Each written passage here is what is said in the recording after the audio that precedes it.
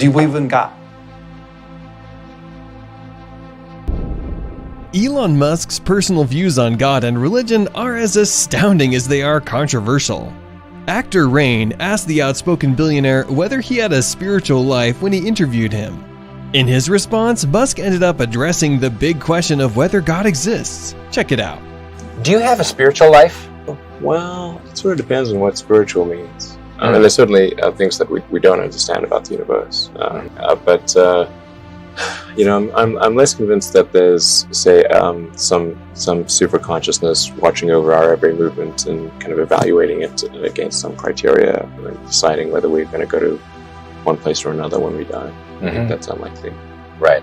Rain continued to interview Musk on what he worships. From Elon Musk's response, it was clear that he was an agnostic, but not an atheist, as most people would think. As an agnostic, Musk neither believes nor disbelieves in God, since the existence of God cannot be proved. The physics guru only believes in facts and science. Listen to Musk's response in matters of worship. What do you worship? Well, I don't really worship anything, but I do devote myself to the advancement of humanity using technology. And it does beg the question, if there is some superconsciousness, where did the superconsciousness come from? So I think the most likely explanation is that complexity evolved from simplicity. That the simple elements over time combined to become more complex and arrived at what we are. The tech genius made it clear in the interview that science and religion cannot coexist.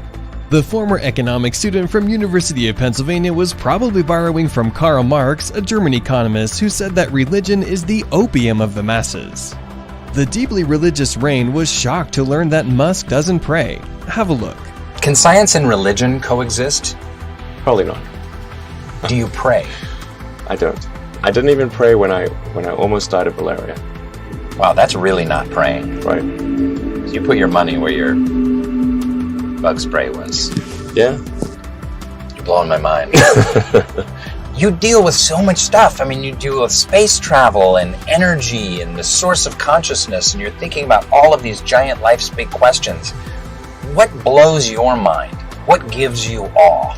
Well, I think that, the nature of the universe gives me awe, and just the huge expanse of the universe, and how far away things are and how big they are. And the fact that there are things like supermassive black holes that are equal to 1 billion suns.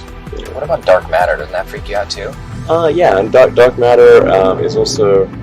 Dark matter, dark energy are kind of interesting because I'm not sure what those actually are. People don't know what those actually are, and it's particularly dark energy. In fact, that may be an argument for this being a simulation, because in a simulation, you can just make things be however you want. The laws don't all have to be consistent.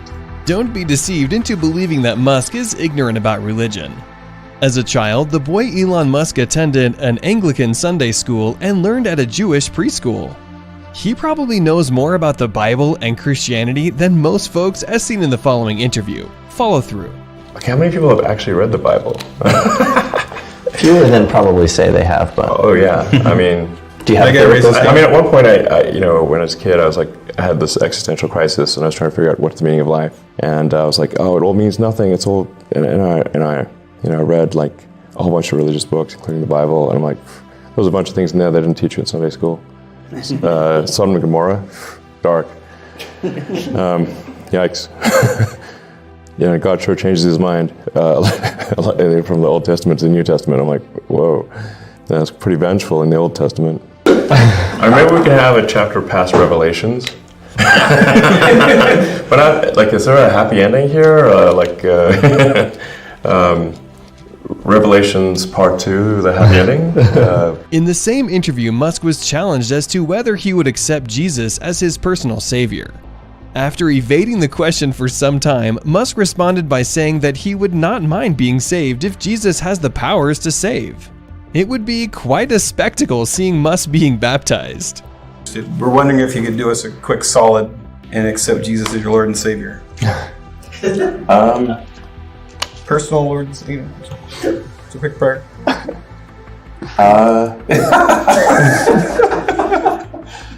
hey, if Jesus is saving people, I would stand in his way. They'll be sure. I'll be safe. Why not? Sweet, we did it. In the interview, Musk revealed that he accepted some of Jesus' teachings on love and forgiveness. However, the genius was quick to criticize how Jesus chose wine over water in a wedding. The interviewers were amazed at Elon's criticism on various biblical accounts. Have a look. I mean, let's just say, like, I agree with the principles that Jesus advocated. You know, there's great wisdom in the teachings of Jesus, and I agree with those teachings. And things like turn the other cheek are very important, because as opposed to an eye for an eye leaves everyone blind. So forgiveness, is important, and treating people as you would wish to be treated. Love thy neighbor as thyself. Very important. And like, Jesus was obviously very pro-alcohol, because one of his miracles was turning water into wine. Yeah. And that was like, they were having a party, they ran out of wine. Okay. And they're like, let's keep this banner going. Good stuff. Who can solve this problem? We're out of White Claws. Friggin' store's closed. And Jesus is like, I gotcha. Okay.